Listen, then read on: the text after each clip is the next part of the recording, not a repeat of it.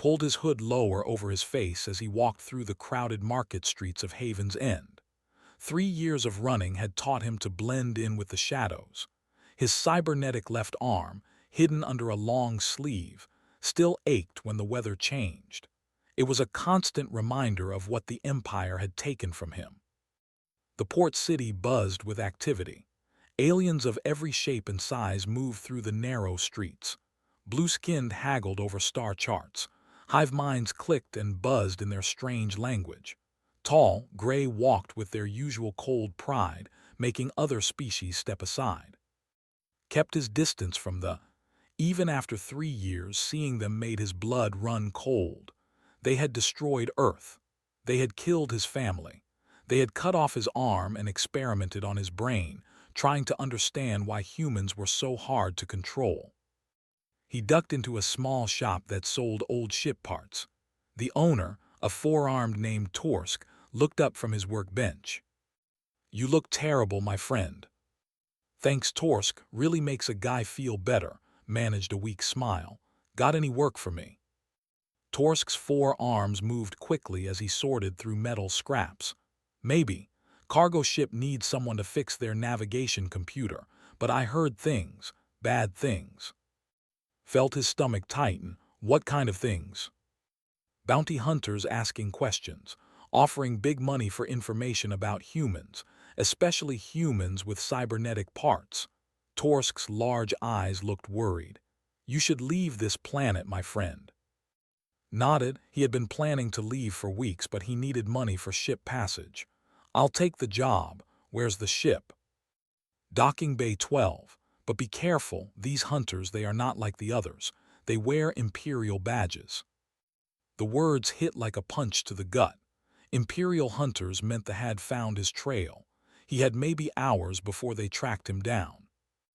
After getting the details from Torsk, made his way toward the spaceport.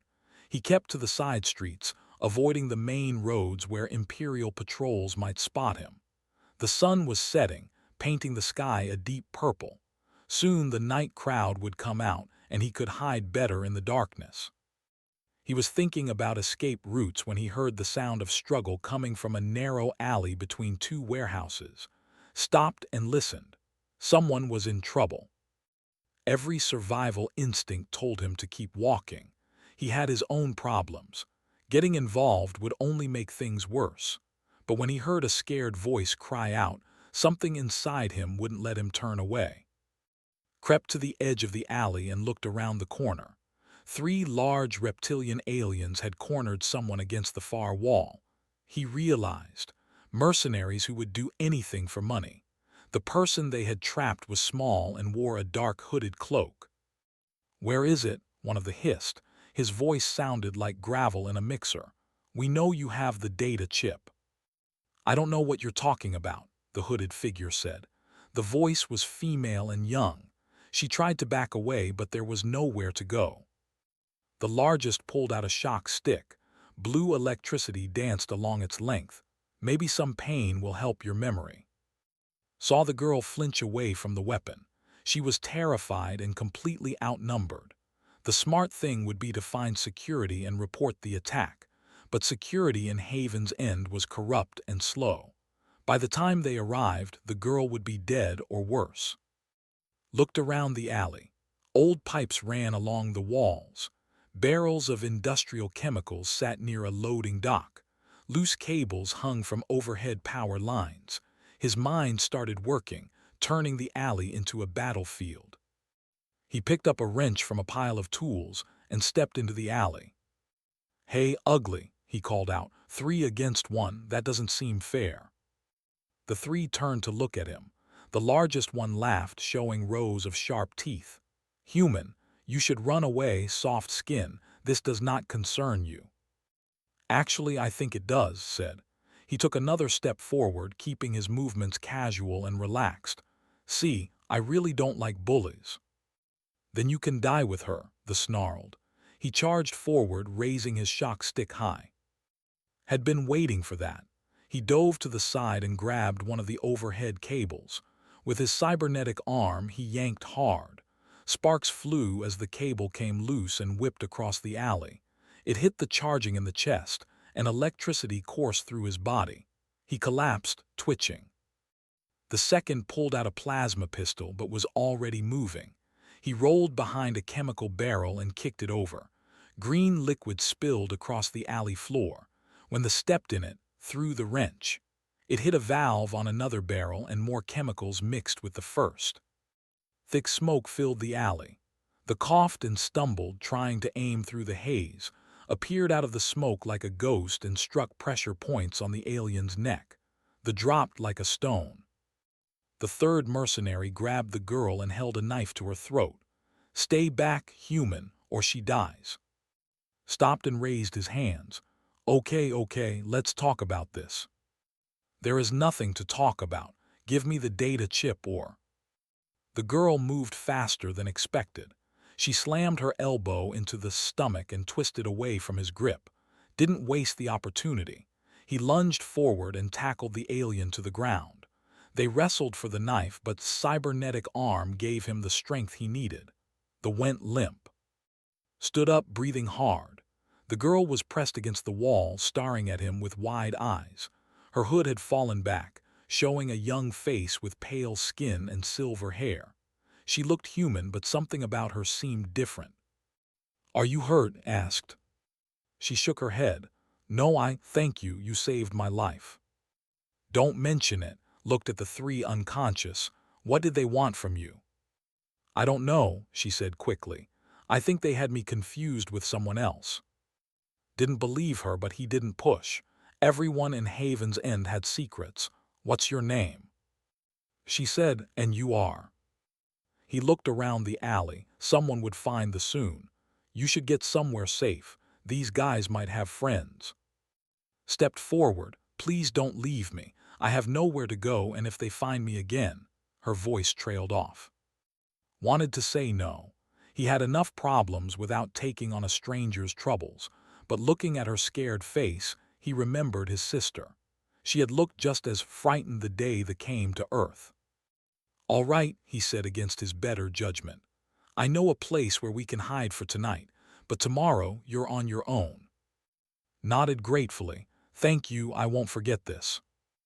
As they left the alley together, couldn't shake the feeling that his life had just become much more complicated. He had no idea how right he was. Led through the back streets of Haven's End, staying away from the main roads. His safe house was an abandoned storage room in the old industrial district. It wasn't much, but it had kept him hidden for 6 months. "Where are we going?" asked as they climbed over a pile of rusted machinery. "Somewhere the authorities don't look," replied. He noticed she moved with surprising grace, even in the darkness. Most people would be stumbling over the debris, but she seemed to know exactly where to step. They reached the storage room and activated the hidden lock with his cybernetic hand. The door slid open to reveal a small space with basic supplies, a sleeping bag, some canned food, and a portable computer terminal. "It's not fancy, but it's safe," said. He turned on a small light that cast shadows on the walls. Looked around the room. "You live here?" "Sometimes. I move around a lot." Sat down and started checking his cybernetic arm. The fight had put stress on the mechanical joints. What were those really after? And don't tell me they confused you with someone else. Was quiet for a moment. "I told you I don't know." Looked at her carefully. Her clothes were dirty and torn from the alley fight, but underneath the grime, he could see the fabric was expensive. The cut was too perfect, too well-made for someone who claimed to be a refugee. "Where are you from?" he asked. "A colony world in the Outer Rim. My family were farmers." The answer came too quickly, like she had practiced it. Didn't press, but his instincts told him she was lying. He had learned to read people during his years in the Earth Defense Force, was hiding something big. They spent the night taking turns keeping watch. When morning came, knew they couldn't stay. Haven's End security would be looking for whoever had attacked and if Imperial bounty hunters were really in the city, staying in one place was suicide. "We need to move," said. I can get us passage off-world, but we have to reach the main spaceport. Nodded. Where will we go? There's a neutral zone 3 systems away. No Imperial jurisdiction. You should be safe there. They packed quickly and left the storage room. The spaceport was on the other side of the city, which meant crossing through several security checkpoints. Plan their route carefully, using maintenance tunnels and service roads. They were halfway through the industrial district when heard the sound of engines overhead. He grabbed and pulled her into the shadow of a large building. 3 Imperial patrol craft flew over, moving in a search pattern. They're looking for someone, whispered. Felt ice in his stomach. Yeah, me. They waited until the patrol moved on, then continued toward the spaceport. But as they got closer to the main travel district, realized they had a bigger problem. Checkpoints that were normally staffed by bored local guards now had Imperial soldiers. Tall, gray-skinned in black armor, scanning everyone who passed. There's no way through, said. They were hiding behind a food cart, watching the checkpoint from a distance. They've locked down the entire area. What about the cargo docks? Asked. Freight ships don't use the main passenger terminal. Stared at her. How do you know about cargo dock procedures? I traveled on freight ships before, when I couldn't afford passenger tickets. Another lie, was sure of it, but right now her knowledge might save them both. The cargo docks were less heavily guarded, but they still had to be careful. Used every trick he had learned during his years of hiding. They crawled through drainage pipes, climbed over warehouse roofs, and snuck past sleeping guards. When they finally reached the freight loading area, felt some hope. Dozens of cargo ships sat on landing pads, loading supplies for trips across the galaxy. He spotted what he was looking for, an old transport with a captain who asked few questions. Wait here, told. I'll negotiate passage. Captain Reeves was a grizzled human, with a cybernetic eye and arms covered in tattoos. He looked up and down and quoted a price that was almost everything had saved. That's robbery, said. That's business, Reeves replied. Especially with Imperial patrols breathing down everyone's necks, word is they're looking for terrorists. Paid the money. As they walked back toward his ship, Reeves looked at with interest. Your girlfriend's got expensive taste in clothes, he commented. That fabric's silk, costs more than my ship. Looked at its torn cloak with new eyes. Now that Reeves mentioned it, he could see the quality. Even damaged, it was clearly worth a fortune. It was a gift, said quickly. Reeves shrugged. None of my business, we launch in 1 hour. As they boarded the ship's mind was racing. Everything about was wrong. Her movements were too trained, her knowledge too specific, her clothes too expensive. She wasn't what she claimed to be. But before he could ask more questions, alarms started blaring across the spaceport. Imperial troops poured out of transport ships, sealing every exit. Someone shouted orders in the language. That's for us, said grimly. Someone talked. They ran for Reeves' ship as Imperial soldiers spread across the cargo docks, could hear orders being shouted behind them. The soldiers were conducting a systematic search of every vessel. Reeves saw them coming and started the engine sequence. Whatever you two did, you sure made someone angry. The ship lifted off just as Imperial troops reached their landing pad. Watched through a porthole as soldiers fired energy weapons at their departing vessel. The shots fell short, and they escaped into space. That was too close, Reeves said from the cockpit. What the hell did you steal? Nothing, replied, but he was looking at as he said it. We didn't steal anything. As Haven's End fell away behind them, realized his problems were just beginning. Wasn't a random victim. The Imperials weren't just looking for him anymore, they were looking for her too. And that meant whatever secret she was hiding was big enough to mobilize an entire Imperial garrison. He glanced at who was staring out at the stars with a strange expression. For just a moment, she looked sad and guilty, like she was carrying the weight of the galaxy on her shoulders. had seen that expression before in the mirror. It was the look of someone running from their past, hoping it would never catch up to them.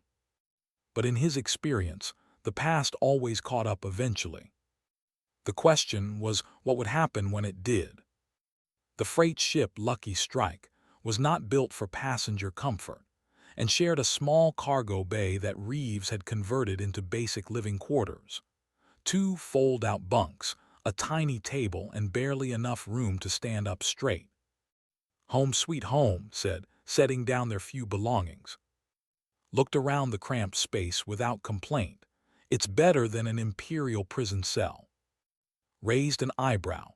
"Have you been in many imperial prison cells?" "No, I heard they're terrible places." Another careful answer. Was keeping count of her evasions, and the number was getting high. The journey to the neutral zone would take 7 days. Reeves explained that they had to use old trade routes to avoid Imperial patrols. "The main hyperspace lanes are crawling with their ships," he said. "We'll take the long way around." On the first day, tried to give some space, but the cargo bay was so small that privacy was impossible. They were forced to share meals, sleep schedules, and every moment of their lives. Notice things about that didn't fit her story. She spoke perfect standard Galactic, but also knew phrases in at least 6 other alien languages. When she thought he wasn't watching, she moved with trained precision, like someone with military or court education. Most telling of all, she knew things no farm girl should know. "The hyperdrive sounds off," commented on the second day, listening to the engine noise. "How do you know what a hyperdrive should sound like?" asked. I worked on ships before, as a mechanic." Didn't point out that she had claimed to be a farmer yesterday. Instead, he decided to test her knowledge. "What kind of ship is this?" he asked casually. "Modified class freight hauler," replied without thinking. "Probably built about 15 years ago, judging by the engine harmonics. The captain has upgraded the shields but kept the original navigation system." Stared at her. That level of technical knowledge took years of training. No farm girl mechanic would know those details just from listening to engine noise. "You seem to know a lot about ships," he said carefully. Realized her mistake. I'm a quick learner." By the third day, decided to change his approach. Instead of catching her in lies, he would try to earn her trust. Maybe if she felt safe, she would tell him the truth. "Want to learn some self-defense?" he offered. "You handled yourself well in the alley, but you could use some real training." His face lit up with interest. "You would teach me." Started with basic moves. How to break free from a grab. Where to hit to cause maximum pain with minimum effort. How to use an attacker's size against them. Learned incredibly fast. Had trained dozens of new recruits in the Earth Defense Force, and none of them had picked up techniques this quickly. Her body seemed to already know the movements, like she had seen them before. "Where did you learn to move like that?" asked after she perfectly executed a complex throw on her first try. "Like what?" "Like you've had formal combat training." Looked uncomfortable. "I haven't had formal training, I'm just copying what you showed me." Dropped the subject, but his suspicions were growing stronger. Everything about suggested royal or military education. The way she spoke, the way she moved, her technical knowledge, none of it matched her story about being a refugee farmer. On the fourth day, their training was interrupted by alarms throughout the ship. Captain Reeves' voice crackled over the intercom. "Pirates, 3 ships closing fast, everyone strap in." And rushed to the cockpit. Through the main, they could see 3 sleek attack ships approaching rapidly. Pirates often targeted freight haulers in this part of space, knowing they carried valuable cargo and had weak defenses. "Can we outrun them?" asked. "Not a chance," Reeves said grimly. "They're faster and better armed, we'll have to fight." The Lucky Strike shook as energy blasts hit the shields. Reeves was a good pilot, but the ship wasn't built for combat. They needed a miracle. mind went into tactical mode. What weapons do we have? 2 pulse cannons and a mining laser, Reeves replied as he rolled the ship to avoid another attack. Not much against 3 military-grade fighters. Studied the tactical display, looking for anything he could use. The pirates were flying in a standard attack formation, predictable and aggressive, but hadn't survived 3 years as a fugitive by thinking like everyone else. Can you operate the mining laser? I think so, she said, moving to the weapon control station. Her hands flew over the controls with expert precision. Ready. Wait for my signal, said. He turned to Reeves. When I tell you, cut the engines and dump all power to rear shields. Are you crazy? That will make us a sitting duck. Trust me. The pirate ships moved in for the kill, approaching in a tight triangle formation. Watched the tactical screen, timing their approach perfectly. Now, he shouted. Reeves cut the engines. The Lucky Strike suddenly stopped moving forward and began tumbling. The pirate ships, expecting the freighter to continue fleeing, overshot their target. Fire ordered. Triggered the mining laser. The powerful industrial beam, designed to cut through asteroids, sliced through the lead pirate ship's engines. The vessel spun out of control and crashed into one of its companions. The third pirate ship tried to turn around but had anticipated that too. Reeves, full power to engines, straight at him. The freight captain followed orders, sending their ship directly toward the remaining pirate. The attacker had to choose between a head-on collision or breaking off the attack. He chose retreat, fleeing into hyperspace. Incredible, Reeves laughed. I've never seen anything like that maneuver. Slumped in his chair, adrenaline fatting. It's all about using their expectations against them. But he was more interested in watching. During the fight, she had operated the weapon systems like someone who had used them many times before. Her hands had moved with automatic precision, adjusting power levels and targeting systems without hesitation. Nice shooting, said to her. Thank you, replied. I was lucky. That wasn't luck. You handled those controls like a professional. Looked away. I told you I'm a quick learner. That night, as they settled into their bunks, decided to be direct. I know you're not who you say you are. She froze. What do you mean? Everything about you says military or government training. Your knowledge, your skills, the way you carry yourself. You're not a farm girl from the outer rim. For a long moment was silent, thought she might finally tell him the truth. Instead, she turned toward the wall. I don't know what you're talking about. Good night. Lay awake for hours, staring at the ceiling. Whoever really was, she was important enough to mobilize Imperial forces, important enough to risk everything to keep her identity secret. He was starting to care about her, which was dangerous. In his experience, caring about people got them killed. But there was something about that reminded him why he used to fight for the Earth Defense Force.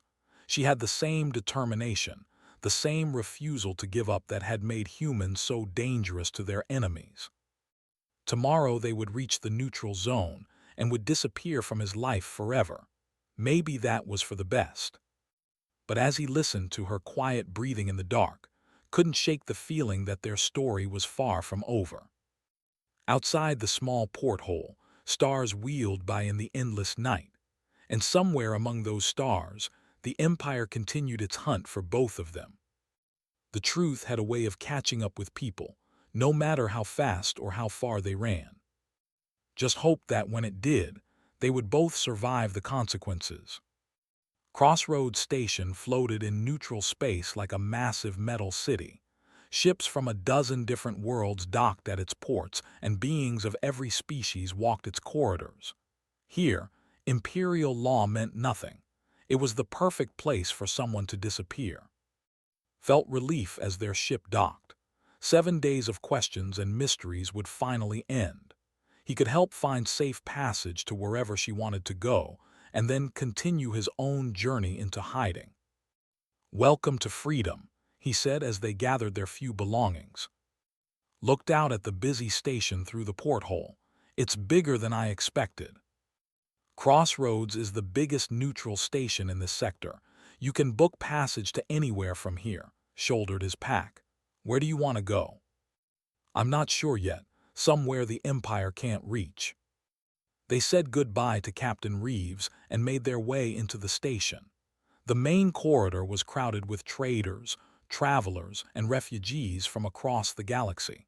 Perfect cover for two people trying to avoid attention. Led to the passenger booking area. I'll help you find a ship heading toward the far rim. Those colonies are too small for the Empire to bother with. While looked at departure schedules, went to check the public information terminals. He wanted to see if there was any news about Imperial activity in this sector. What he found made his blood turn to ice. On the screen was an official Imperial bulletin. The header read urgent, missing royal heir. Below it was a picture that made his world collapse. It was, but not the dirty, tired refugee he had been traveling with. This was an official portrait showing a young woman in elaborate royal dress. Her silver hair was perfectly styled, and she wore a crown that probably cost more than most planets' yearly budgets. The text below the image read, Princess Val Zephyr, heir to the imperial throne, disappeared during her coronation ceremony. Reward of 1 billion imperial credits for information leading to her safe return. Any being found harboring the princess will be executed. Stared at the screen in shock. Princess Val Zephyr, daughter of Emperor, heir to the empire that had destroyed Earth and murdered his family. The woman he had been protecting was the enemy. Stumbled away from the terminal, his mind reeling. Everything made sense now. His knowledge of imperial technology, her military training, her expensive clothes. She wasn't a refugee, she was royalty. He found her still looking at departure schedules, completely unaware that her secret was displayed on every public screen in the station. He said quietly. She turned and smiled. I think I found a ship that. She stopped when she saw his face. What's wrong? Your real name is Princess Val Zephyr, said. All the color drained from her face. For a moment she looked like she might faint. Then she straightened up and for the first time saw the royal bearing she had been hiding. How did you find out? Your picture is on every news bulletin in the galaxy. 1 billion credit reward for your return. His voice was hard. Did you think I wouldn't eventually see it? Looked around nervously. Not here, please, let me explain. Wanted to walk away. Every instinct told him to run as fast as possible from the daughter of the man who had destroyed his world. But something in her eyes stopped him. She looked genuinely afraid, not of him discovering her secret, but of losing his trust. They found a quiet alcove away from the main corridors. Sat down heavily, all pretense finally gone. It's true, she said quietly. I am Princess Val Zephyr, heir to the imperial throne.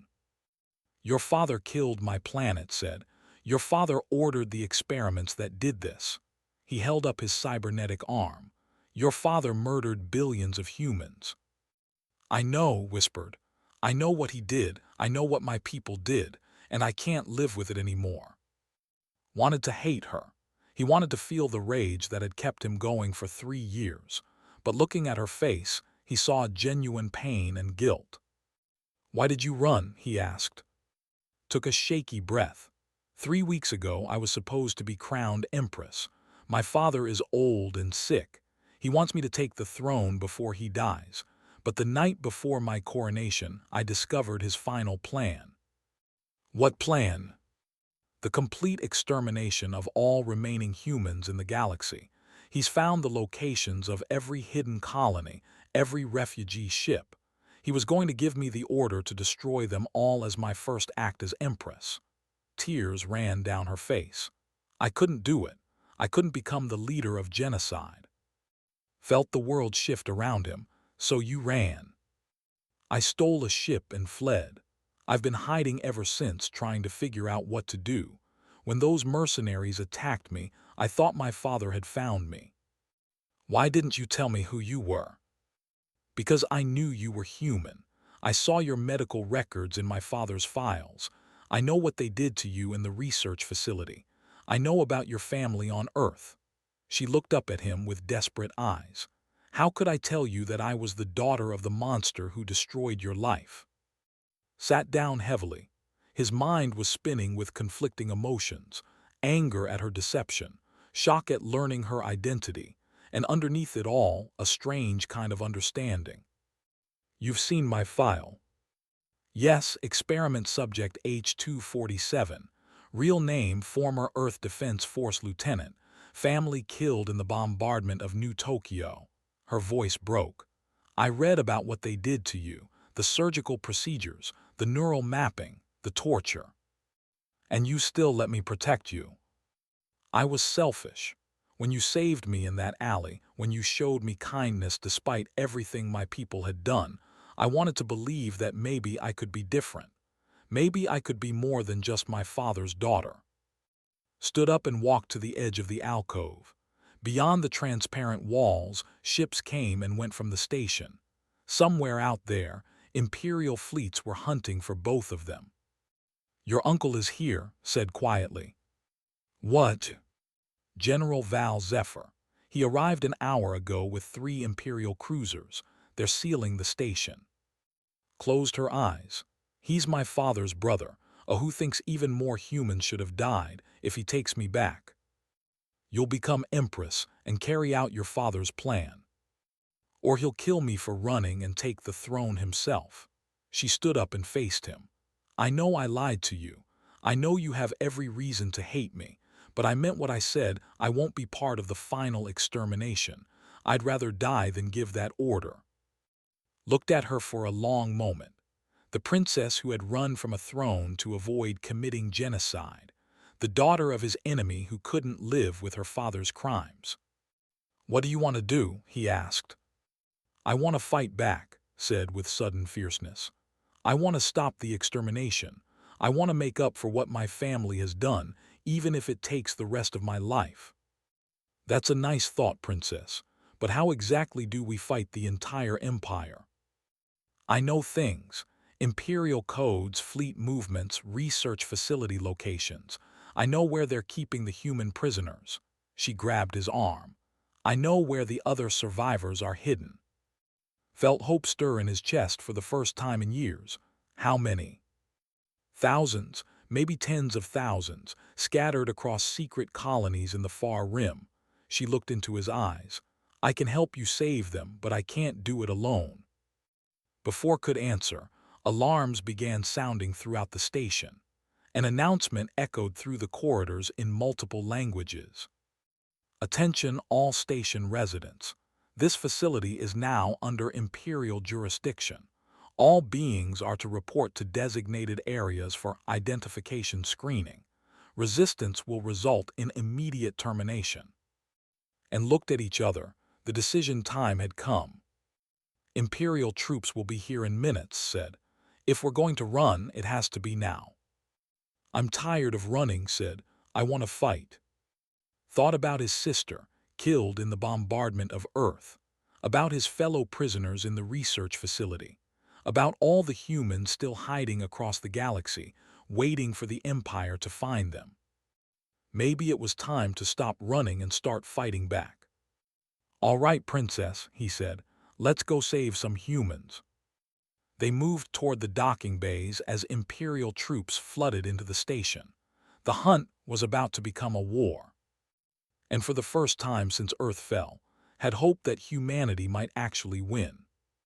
Imperial troops poured through Crossroads Station like a dark tide, and moved through the maintenance corridors, staying ahead of the search teams. But with 3 cruisers' worth of soldiers, there was nowhere to hide for long. This way, whispered, leading them toward the lower docking bays. If we can reach the civilian ships. No, said, stopping suddenly. I'm done hiding. Turned to look at her. What are you talking about? If they catch us, we're both dead. Maybe, but I just realized something. Eyes had a new fire in them. I've been running from my responsibility instead of embracing it. Your responsibility is to stay alive and help the human survivors. My responsibility is to stop my people from committing genocide. She pointed toward the station's main communications center. From there, I can broadcast across the galaxy. Every world, every ship, every Imperial citizen will hear what I have to say. Stared at her. You want to announce that you're here. That's suicide. Maybe, but it might also save thousands of lives. Grabbed his hands. My father's plan depends on secrecy. If people know about the final extermination order, if they know their princess refuses to carry it out, it might stop him. Or it might just get us killed faster. Then we die for something important. She looked into his eyes. I've spent my whole life being told I was born to rule an empire. Maybe I was really born to save it from itself. Before could argue, they heard boots marching down the corridor. Imperial troops were getting closer. All right, said, we do this, but we do it my way. The communications center was heavily guarded. 6 Imperial soldiers stood watch outside the main entrance, studied their positions from around a corner, his tactical mind working. How do we get past them? Asked. We don't, we go through them, checked his energy pistol, but first we need a distraction.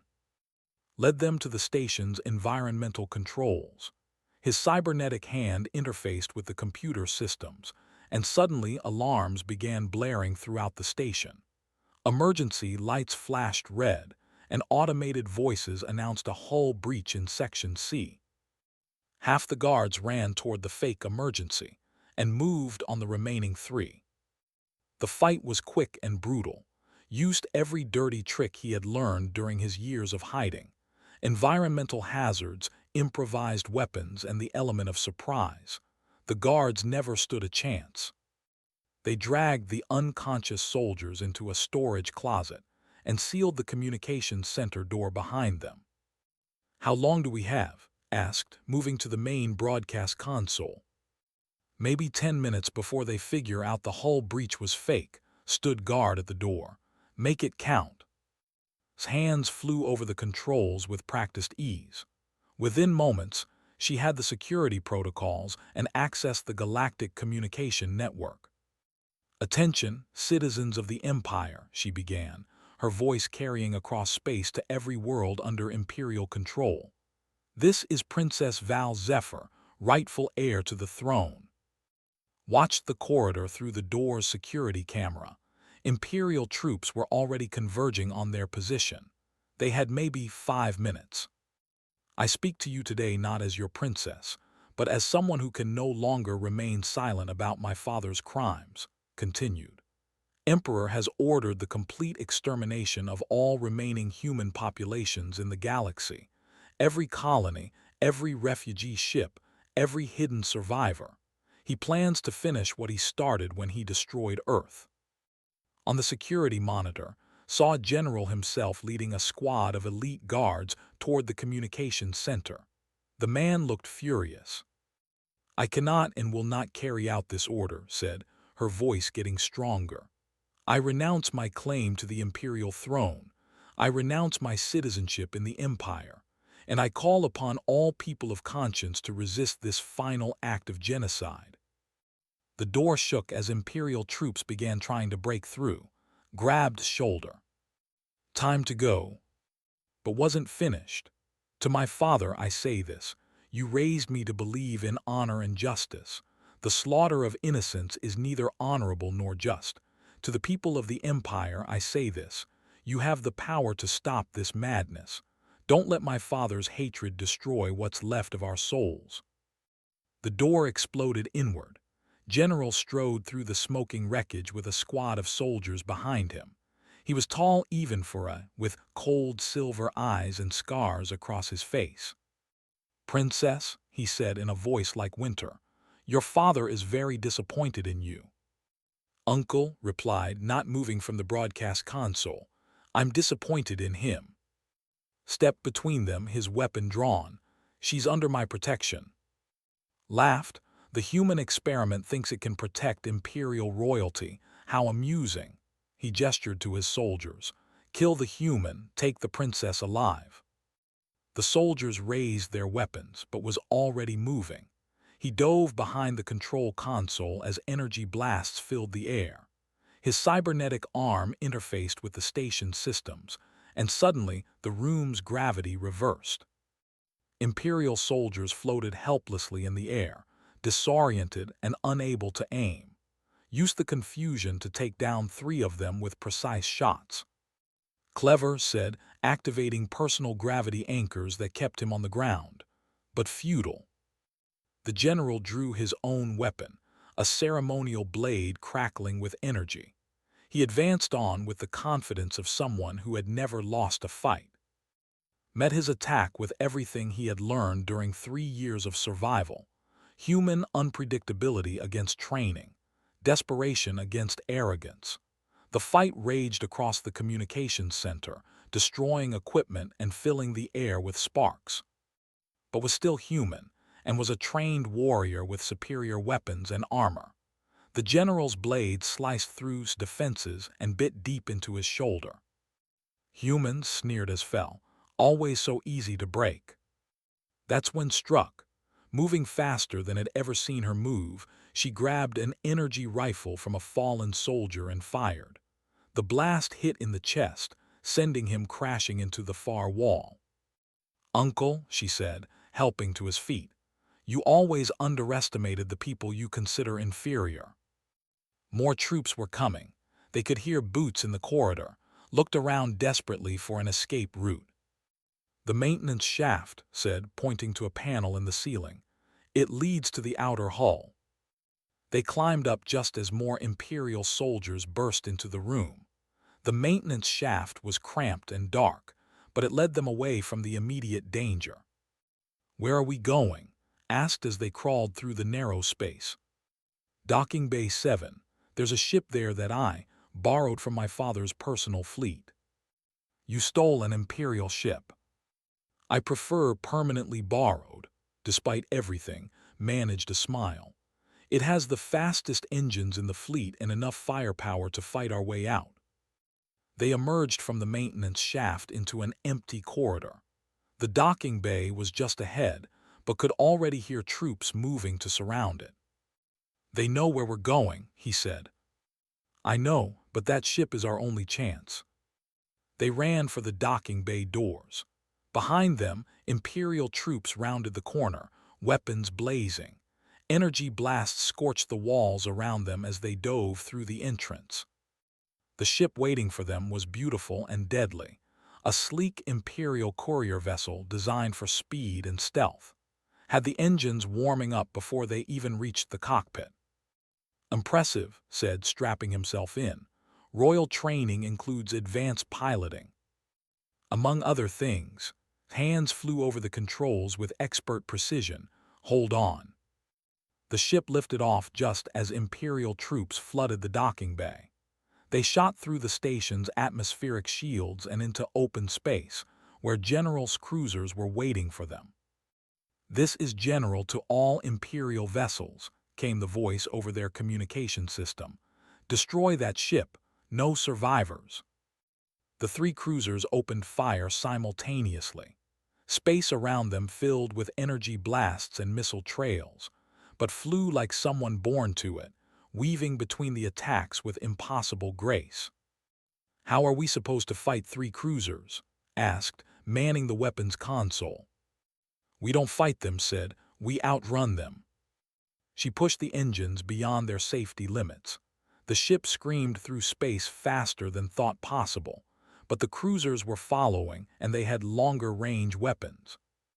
"Jump to hyperspace," shouted as explosions bloomed around them. "I can't, they're jamming our navigation computer." Looked at the tactical display. They were trapped between the cruisers and a nebula that would fry their electronics if they entered it. No way out. That's when he remembered something about human tactics that even the Empire hadn't learned to predict. "Fly straight into the nebula." "Are you insane? That will kill us." "Maybe, but it will definitely kill them if they follow us. Looked at him for a moment, then smiled with pure reckless determination. I'm starting to understand why my father is so afraid of humans. She turned the ship toward the swirling purple clouds of the nebula. Behind them, the Imperial cruisers hesitated. No sane pilot would fly into that electromagnetic storm. But wasn't sane, he was human. They plunged into the nebula as energy discharges danced around their hull. Their instruments went crazy, and the ship bucked like a wild animal, but held it together through skill and sheer will. When they emerged on the far side, the Imperial ships were gone. They had jumped to hyperspace and escaped. "Where do we go now?" asked as they drifted in empty space. Thought about her broadcast, which was probably still echoing across the galaxy. About the human survivors waiting in hidden colonies. About the chance to finally fight back against the Empire. "There's a resistance base in the Outer Rim," he said. "People who've been fighting the Empire for years. They could use someone with your knowledge. And someone with your tactical skills." Smiled for the first time in days. "Think they'll accept a runaway princess and a broken soldier?" "I think they'll accept anyone willing to fight for what's right." As their ship jumped to hyperspace, carrying them toward an uncertain future, realized something had changed inside him. For 3 years, he had been running from his past. Now he was running toward something better. The Empire had made them both fugitives, but they had also made them allies in the fight for justice. And somewhere in the galaxy, other humans were getting ready to come out of hiding. The war was far from over, but for the first time since Earth fell, humanity had hope. That was enough to start with. 6 months later, reports would spread across the galaxy of impossible rescue missions. A human team freeing prisoners from Imperial facilities with tactics no one could predict or counter. They called them ghosts, phantoms, terrorists, and called themselves Hope. The Empire still hunted them both, but now they were hunting the Empire right back. And in the end, that made all the difference.